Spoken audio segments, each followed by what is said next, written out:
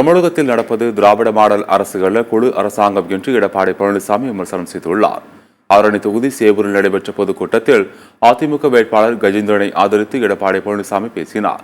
அப்போது அவர் அதிமுக ஆட்சியில் கொண்டுவரப்பட்ட திட்டங்களை நிறுத்தியதுதான் திமுக அரசின் சாதனை என்று குறிப்பிட்டார்.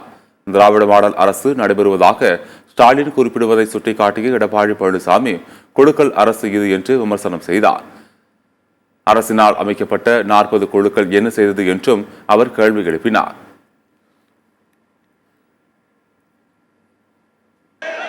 திரு ஸ்டாலின் அவர்கள் பல்வேறு திட்டங்களை அறிவித்தார். ஒரு திட்டத்தை அறிவித்துள்ள ஒரு பெயரை வைத்து விடுவார், அதற்கு ஒரு குழு போட்டுருவார்.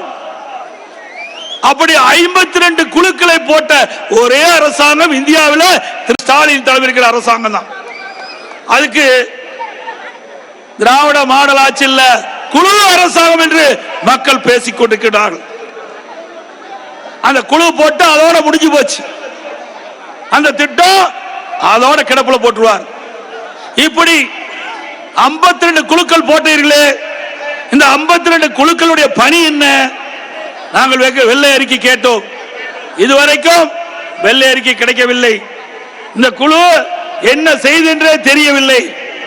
ஆக ஒரு பொம்மை முதலமைச்சர், திறமையற்ற முதலமைச்சர் இந்த நாட்டை ஆண்டு கொண்டிருக்கின்ற காரணத்தினாலே குழு போட்டு போட்டு திட்டமே நிறைவேறாமல் 3 ஆண்டு காலம் கழித்துதான் மிச்சம்.